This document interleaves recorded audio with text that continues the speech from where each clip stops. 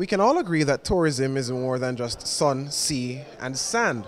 But it doesn't matter what you do when you visit a country, you have to spend some time in the sun. How do you protect yourself? Well, there's an option within the Caribbean for you to protect yourself from the rays of the sun and so much more. It comes through Caribbean Blue Naturals. And with me now is Franca de Freitas, and she is one of the attendants here at the CARIFORUM-EU Business Forum.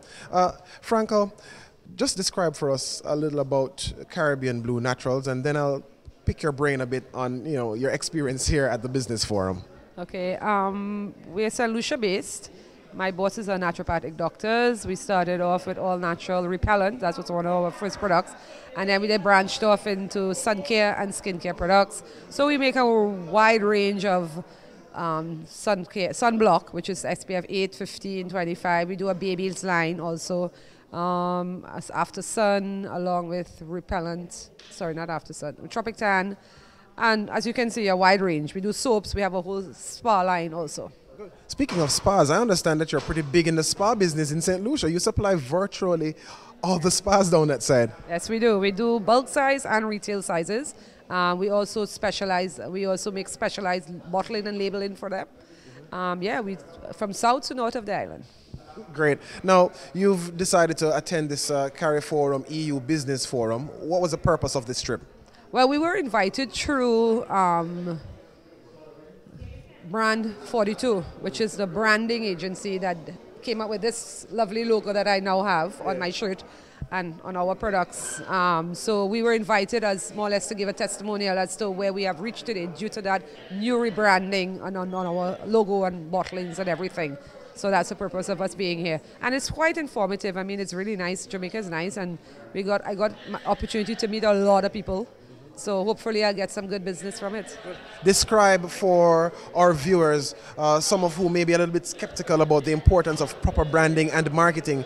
Describe for them the benefits that you have derived from working in particular even with Brand 42. Yeah. Well, it's amazing. I only started here 4 years ago, and based on what the logos that we had before, you just assume it worked.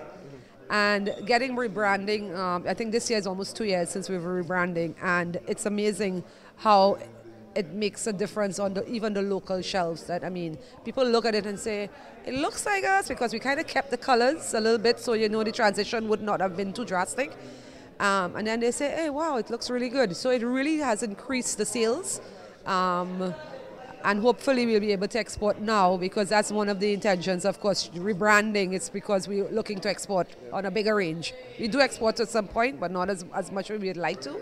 So we are hoping with this new branding and new labeling, we'll be able to fall into everybody's category. I mean, the UK market, the England market, everybody, the wider EU, yes, correct. So hopefully.